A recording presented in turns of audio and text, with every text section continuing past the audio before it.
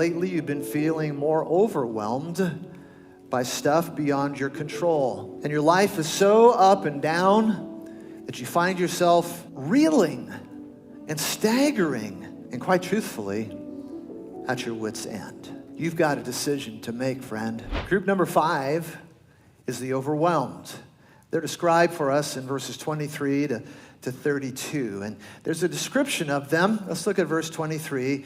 Those who go down to the sea in ships. Now, guys, the Israelis were not known in ancient times as great sailors. There were a few really competent, strong Israeli people who would do things on the Mediterranean Ocean in ships. And so they were kind of your leadership group people. The society really looked up to these guys as being very accomplished. So there are those who go down to the sea in ships who do business upon the great waters. They have seen the works of the Lord, in other words, his creation, and the wonders of his deep. They've seen stuff that most people have never seen in terms of God's creativity and power. For he spoke and he raises up a stormy wind, which lifts up the waves of the sea upon which they are sailing, and they rise up to the heavens, and they go down to the depths. Some of you in the Coast Guard have been in a situation exactly like this.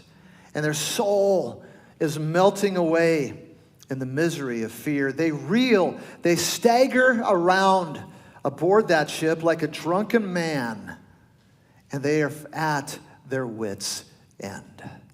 This group is made up of leadership-type people who are capable, who are known to be confident, and these are the in control. I don't mean in a controlling sort of way. I mean, they just got their act together, in control sort of folks. They are strong, they're successful in sailing the waters of life until a storm breaks upon them that is bigger than anything they've ever imagined, that is more than they know how to handle or are equipped to deal with. If you are in this group, the result is that lately you've been feeling more overwhelmed by stuff beyond your control. And your life is so up and down that you find yourself, instead of standing strong like you normally do, reeling and staggering and, quite truthfully, at your wit's end. You've got a decision to make, friend, if you're in the overwhelmed group. And here's that decision. Take a look at verse 28. Cry out to the Lord in your trouble. Same decision to be made as all the previous groups. Cry out to the Lord honestly and humbly.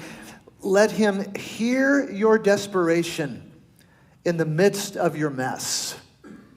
And when you do, God will lovingly respond with his deliverance.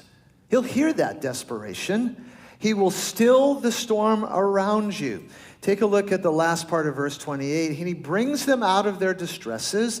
He causes the storm that's happening around them to be still, so that the waves of the sea are hushed, and they are glad because they are quiet within themselves. You know what that means?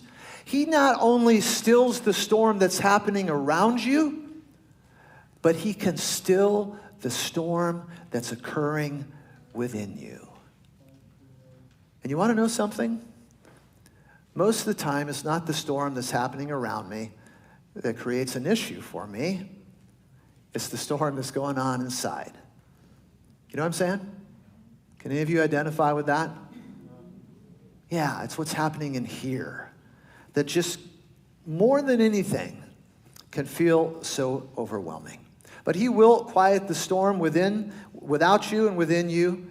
And we're told in these verses, take a look, he will guide them to their desired, that is their safe harbor, their safe haven. What do you do? Well, verses 31 to 32 tell us, Let them give thanks to the Lord for his loving kindness and for his wonders to the sons of men. Let them extol him, praise him, lift up his name with everything you've got, is what extol means, in the congregation of the people, and praise him at the seat of the elders. Give thanks for the wonder of God's love. And he adds this in verse 32 rather, and bring your lessons learned to the leadership of the people. You're a leader. You've been a leader. God has delivered you. Now take this message of God's deliverance to other leaders who think they're just that, and warn them that their day is coming when they too will be overwhelmed. And before that day, hopefully if they're smart, but certainly during that day if they're not, there's a God they can cry out to, a God they can go to who will deliver them if they ask. The final group, number 6,